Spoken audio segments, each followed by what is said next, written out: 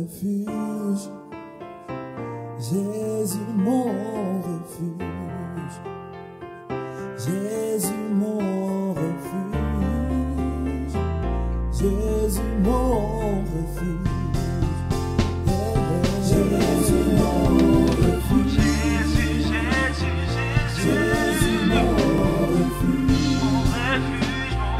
Jésus mon refuge. Jésus mon refuge. Jésus mon refuge. Je veux qu'on ouvre la parole de Dieu à Hébreux, chapitre 4, verset 15.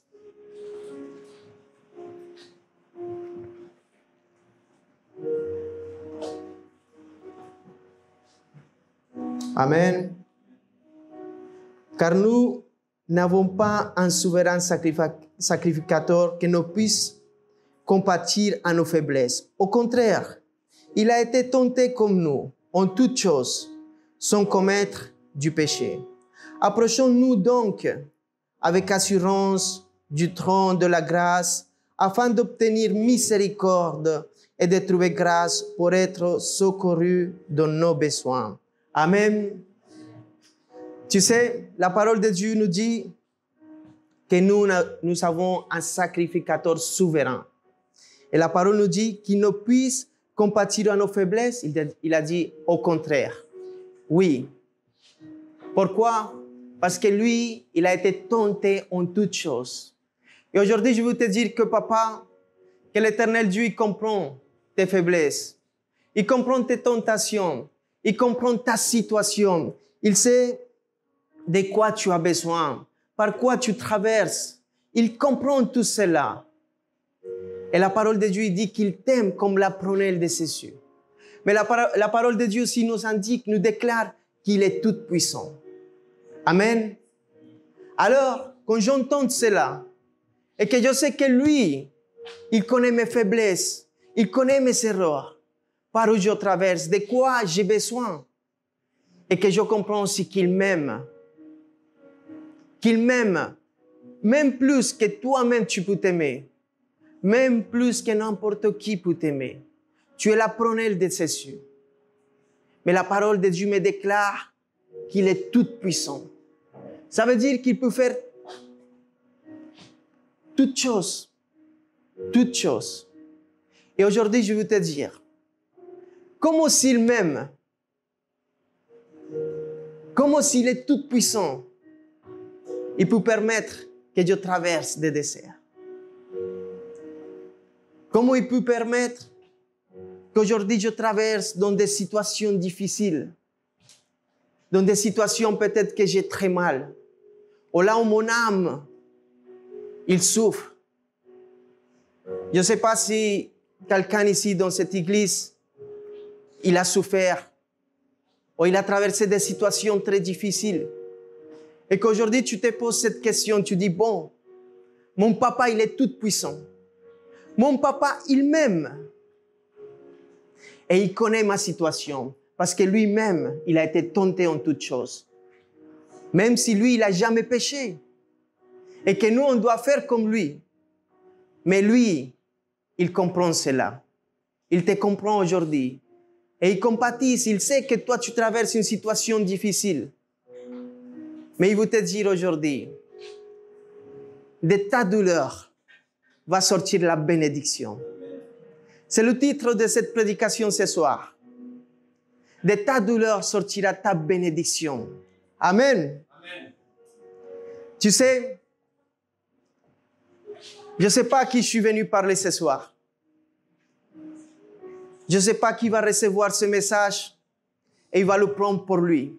Moi, quand je viens à l'église et que mon père il m'amène à l'église, je sais que papa il va me parler. Et que ce message est pour moi. Et que j'analyse ma vie et que je fais toujours attention à ce message que Dieu a préparé dans son cœur. Pour toi et pour moi qui prêche aujourd'hui. Parce que si je suis là ce soir devant vous, c'est parce que ce message aussi est pour moi. Et qu'on traverse tous des choses difficiles dans cette vie, dans la vie chrétienne. L'autre fois, le pasteur il disait, Ce n'est pas parce que tu es en Jésus-Christ que tu vas avoir la meilleure voiture. Non. Au contraire, Jésus-Christ, il va te bénir, c'est vrai. Mais lui, il va te faire traverser des choses. Même cette vie que tu traverses aujourd'hui, cette vie que tu passes ce soir, cette vie que tu es né et que tu vas mourir un jour. Tu sais, Dieu a fait cela. Parce qu'aujourd'hui, peut-être tu es inférieur aux anges. Mais dans l'éternité, toi, tu vas juger les anges. Alors, quand tu traverses vie, peut-être avec des douleurs, des choses, pour que tu valorises la récompense que Jésus-Christ il a pour toi et pour moi, le jour qu'on soit devant l'agneau. Amen. Alléluia. Alors, pourquoi Jésus-Christ il permet tout cela? Qu'on soit persécuté, qu'on soit maltraité, que les gens de notre famille nous parlent mal. Tu sais pourquoi? Parce qu'il a transformé un nouveau homme, une nouvelle femme. Cette nouvelle femme et ce nouveau homme, il faut qu'il fasse des choses là. Dis-lui, aujourd'hui, je porte des fruits. Il y a celui qui est à côté de chez toi. Je porte des fruits. Tu sais, quand quelqu'un porte des fruits, l'ennemi n'est pas content. L'ennemi n'est pas content. Alors, dans ta vie va commencer une bataille. Mais je veux te dire ce soir aussi que l'ennemi ne peut rien faire si Dieu ne le permet pas. Alors, tout ce que tu traverses aujourd'hui, c'est Dieu même qui l'a permis dans ta vie. Mais je sais qu'il y a quelqu'un ici. Il y a quelqu'un ici qui l'a vu, qui l'a progressé dans cela. Tu sais pourquoi? Parce qu'avant, il y avait des épreuves qui te faisaient pleurer. Avant, il y avait des épreuves qui t'attristaient, qui te mettaient dans la dépression. Mais quand tu progresses dans cela, tu sais quoi? C'est parce que tu adores malgré ta situation. Parce que tu adores malgré ta bataille. Et là, tu te rends compte que toi, tu commences à grandir, que Dieu est en train de t'élever. Et quand ta bataille elle est plus grande, c'est parce que Dieu est en train de t'élever encore plus. Tu sais, il y a des gens qui viennent un petit démon et c'est bon. Ils disent, je ne viens plus à l'église. Je ne sers pas pour cela. Une petite bataille. Mais tu sais quoi? Le diable, Satan, lui-même, il est parti tenter Jésus-Christ. Parce qu'il savait qui était Jésus. Si toi, tu as des grandes batailles, que même Satan vient t'attaquer, c'est parce qu'il voit la puissance dans ta vie. Je suis venu parler à quelqu'un ici, que malgré les batailles, il est ancré, affermi dans le rocher. Il est comme le palmier, que même si le vent il vient, il peut le plier, mais jamais l'arracher de le rocher. Peut-être tu as beaucoup d'épreuves, mais personne ne pourra te bouger du rocher. Est-ce que tu es affermi ce soir? Est-ce que tu sens que tu es bien ancré dans le rocher? Et que des batailles plus grandes que celles que tu vis aujourd'hui viendront dans ta vie? Tu sais pourquoi? Parce que cette œuvre merveilleuse que Jésus-Christ il a commencé dans ta vie va la finir.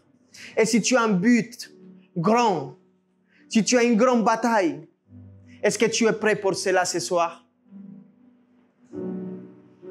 Ou tu es focalisé dans ce que l'ennemi il fait dans ta vie? Est-ce que tu es focalisé dans ce que l'ennemi fait dans ta vie? Est-ce que tu es focalisé en cela? Ou tu es focalisé en Jésus-Christ? Là où il va t'amener, là où il va te faire grandir, là où il va te promotionner. Alléluia! Qui veut être promotionné dans l'amour de Christ? Qui veut grandir dans les choses de Jésus-Christ? Qui a levé la main ici ce soir? Tiens-toi prêt parce qu'il va y avoir des batailles dans ta vie. Est-ce que tu as pris l'épée? Oui, parce qu'il y a des grands démons qui vont s'élever en contre de toi. Et Dieu va le permettre. Tu sais pourquoi? Parce qu'il veut que tu sois un bon soldat. Il va permettre des choses dans ta vie. Parce qu'il est en train de te façonner. Tu veux être façonné ou tu veux rester juste assis et écouter un message? Ou tu veux vivre Est-ce que tu veux vivre celle-là? Ou tu veux juste venir et t'asseoir? Non. Qui est prêt pour vivre la vie en Jésus-Christ ce soir? Qui est prêt ce soir pour dire, je renonce à toute chose et aujourd'hui je veux aller là où tu m'envoies? Amen. Je veux être obéissant. Alléluia. Amen. Tu sais, en Hébreux chapitre 5, verset 7,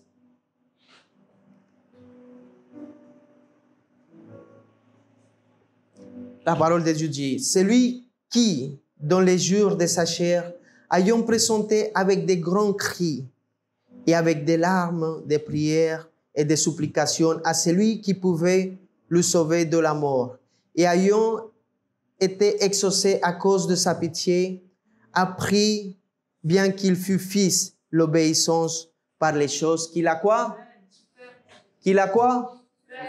Souffert. Jésus-Christ, lui, il a été obéissant et il a prié l'Éternel. Aujourd'hui, dans ton épreuve, qu'est-ce que tu fais? Tu adores, tu pries comme Jésus-Christ ou tu te plains? Le Seigneur Jésus-Christ, il veut t'amener dans une autre dimension ce soir. Il veut plus que tu vois la douleur, mais que tu vois ta direction, où là il va t'amener. Jésus-Christ, il veut que toi, tu sois consacré pour l'Éternel. Que tu cherches la sanctification de lui. Qui est saint ce soir? Pas par tes mérites, mais parce que Jésus-Christ, il a tout fait pour toi.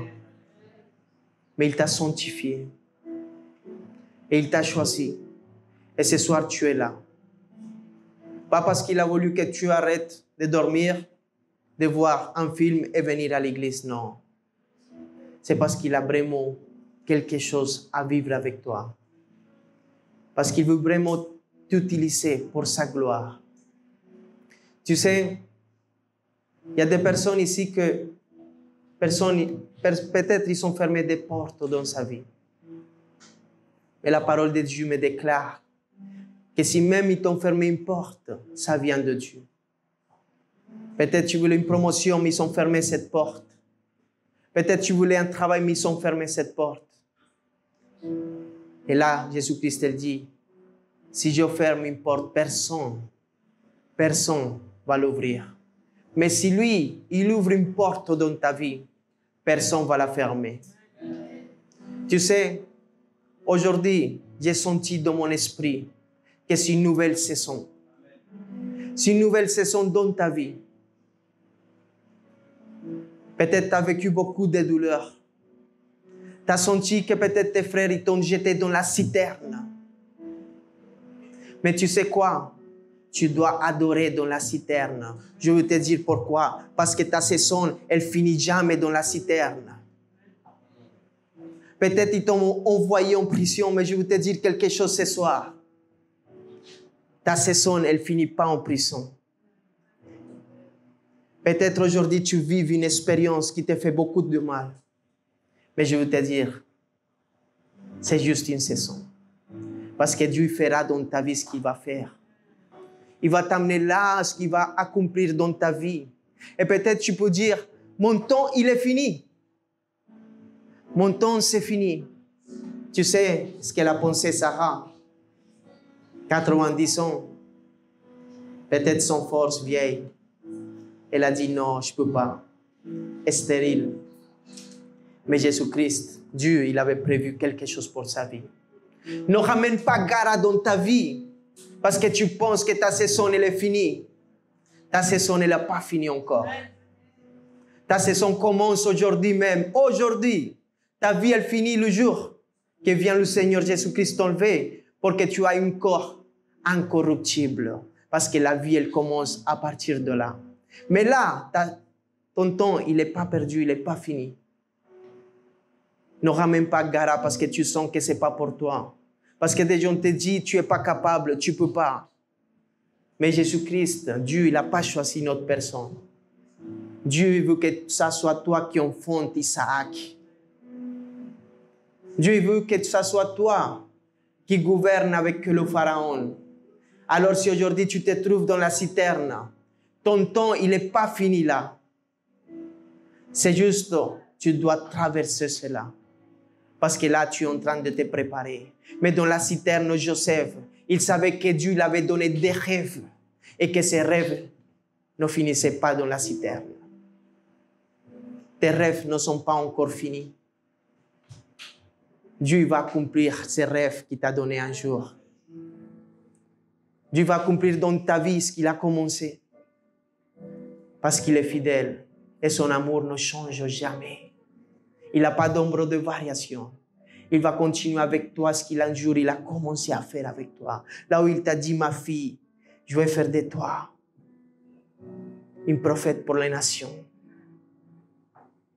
Et aujourd'hui, tu te trouves dans la citerne et tu ne te rappelles pas de ces rêves qu'il a donnés. Mais Joseph, il n'a jamais oublié ça. Même quand il était là, il savait que Dieu il avait donné cela. Et c'est pour ce même rêve qu'on l'avait lancé là. Aujourd'hui, les gens peut-être ils ne supportent pas ce que Dieu fait dans ta vie. Peut-être les gens, ils ne supportent pas ce bruit qu'il y avait Moïse. Et alors, il y a des amis qui ne veulent plus te parler. Il y a des gens qui t'aimaient à part. Mais je veux te dire quelque chose aussi. Ça vient de Dieu. Ça vient de Dieu parce qu'il veut te séparer de certaines personnes. Mais toi, tu insistes. Tu insistes et tu ne veux pas les lâcher. Et ces personnes peut-être t'ignorent aujourd'hui. Ces personnes peut-être te rejettent. Mais tu dois faire comme Jésus-Christ veut que tu fasses. Peut-être tu as mal. Et tu dois te séparer de quelqu'un que tu aimes. Mais cette personne, elle n'est pas pour toi. Cette personne, peut-être, c'est Agar dans ta vie. Mais Dieu, il a quelque chose de meilleur pour toi. Qui le croit ce soir? Est-ce que vous êtes là? Est-ce que vous êtes là ou vous dormez? Je parle à des gens qui sont vivants. Oui, amen, alléluia. Acclamons notre Seigneur Jésus-Christ.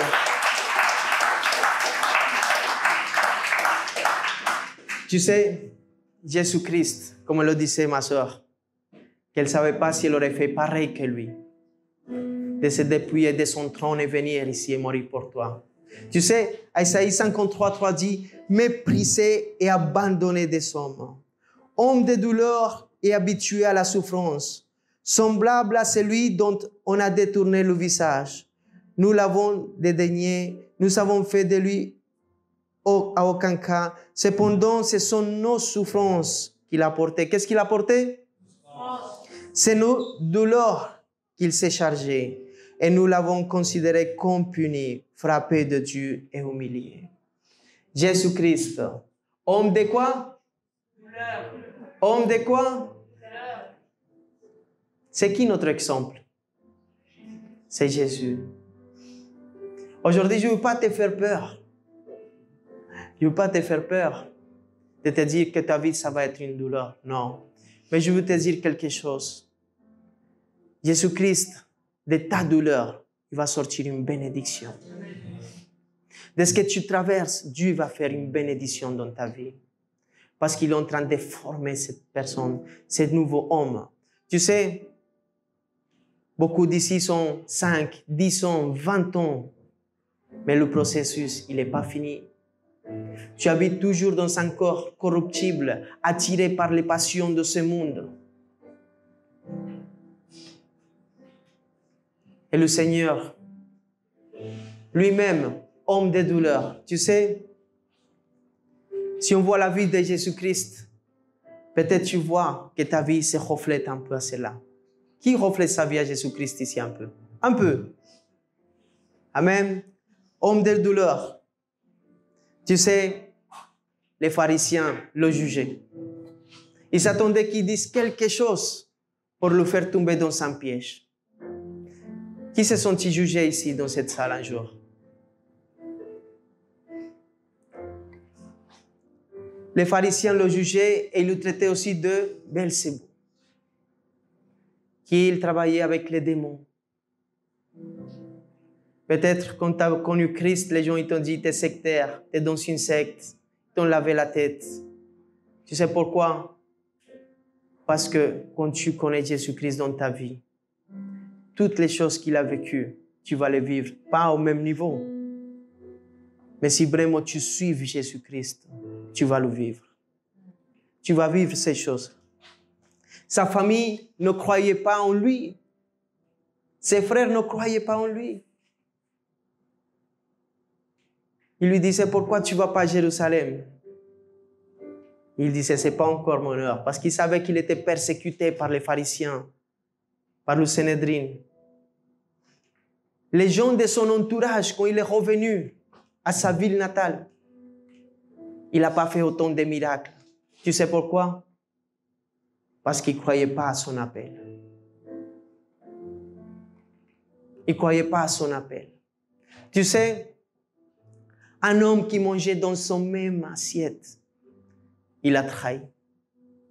Il l'a vendu. Pierre l'a nié. Tu imagines quelqu'un qui te nie? Qu'aujourd'hui il est avec toi, ton frère, il t'aime. Il te dit, j'y vais jusqu'à la mort avec toi. Même s'il faut que je fasse ce que je dois faire. Et après, il tourne et il dit, non, je ne le connais pas. Je ne te connais pas. Et tous ses amis l'ont abandonné. Parce que quand il était à Gethsemane, tout le monde est parti. Homme de souffrance, homme de douleur, Jésus-Christ. Je ne sais pas si dans ta vie, tu as eu pire que ça. Et là, on n'a pas parlé encore de comment il a été flagellé, comment il a été frappé, comment il a été crucifié. Et je veux te dire quelque chose. Et je veux que ça soit le point essentiel de la prédication. De cela que tu te rappelles, de cette prédication que tu te rappelles, tu te souviens de ce point. Tu sais, la parole de Dieu nous dit qu'on a été guéri par ses blessures. Tu sais, si quelqu'un te blesse aujourd'hui, si quelqu'un te trahit aujourd'hui, si quelqu'un te persécute aujourd'hui, si quelqu'un te vend, te nie, t'abandonne, est-ce que de ces blessures qui ont provoqué, sont pour bénédiction ou pour malédiction? Mais si aujourd'hui tu veux être à l'image de l'homme parfait, de ces blessures, nous on reçoit la guérison. De ces blessures, nous on reçoit la bénédiction. Qui veut arriver à ce niveau d'homme, à ce niveau comme femme, qui veut arriver? Que si on te persécute, on te maudit, que de ton cœur ne sort pas la rancune, que de ton cœur ne sort pas le manque de pardon, mais au contraire, sort une bénédiction. Quand tu es rempli de l'Esprit Saint, pour moi personnellement, c'est de cette façon qu'on voit si tu es rempli de l'Esprit de Dieu. Peut-être tu parles langue, mais avec la même langue, tu es en train de parler mal des autres. Peut-être tu te tournes dans le sol, mais après tu sors du culte et tu fais autre chose. Mais vraiment, quand quelqu'un est rempli de le Saint-Esprit, la parole nous dit qu'Étienne était rempli du Saint-Esprit et qu'on le lapidait. On lui lançait des pierres de trahison, des pierres de rejet, des pierres, je ne sais pas ce qui t'est arrivé dans ta vie, d'abandon. Mais qu'est-ce qu'il a fait, Étienne, qui était rempli de l'Esprit de Dieu? Est-ce qu'il est sorti une malédiction de sa bouche? Est-ce qu'il est sorti l'amertume de sa bouche? Non, la parole de Dieu nous dit qu'il était rempli de l'Esprit de Dieu. Et c'est lui qui est rempli de l'Esprit de Dieu. Quand on nous persécute, quand on nous fait du mal. Et c'est pour cela que Jésus-Christ il a dit, en quoi vous êtes différents aux gens du monde, si vous aimez ceux qui vous aiment. Et que la première fois que quelqu'un te trahit, ou la première fois que quelqu'un te tourne le dos, ou qui t'abandonne, tu n'arrives pas à le voir. T'arrêtes de venir même à l'église. Parce que tu dis, ah là-bas, il y a celui-là. Je ne le supporte pas. J'arrive pas à le voir, celui-là.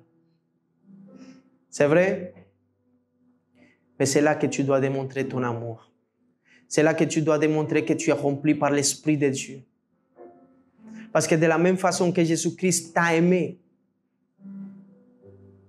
parce qu'il a reçu tous ses coups pour ta vie, pour toi. Il a été mesuré avec Barabbas. Lui en étant innocent, Barabbas un assassin. Il était mis dans le même. Et aujourd'hui, toi, est-ce que tu arrives à pardonner tes ennemis? Est-ce que tu arrives à pardonner celui qui t'a fait du mal? Tu sais, si c'est une nouvelle saison dans ta vie, si toi tu veux une nouvelle saison, qui veut une nouvelle saison dans cette vie? Qui veut une nouvelle saison dans cette église? Une nouvelle dimension? C'est qui? Personne? Moi. Ah, alléluia, c'est qui a parlé? Ah, c'est bien. Au moins quelqu'un qui... Si tu veux une nouvelle saison, commence par cela. Commence à aimer. Commence à pardonner. Tu sais pourquoi? Parce que si tu veux une nouvelle saison et que tu n'as pas fini le mal, tu n'as pas pardonné le mal et que tu le penses et que tu l'as gardé dans ton cœur, ça veut dire que cette saison n'est pas finie. Tu la gardes dans ton cœur encore. Alors tu ne peux pas aller dans une nouvelle saison.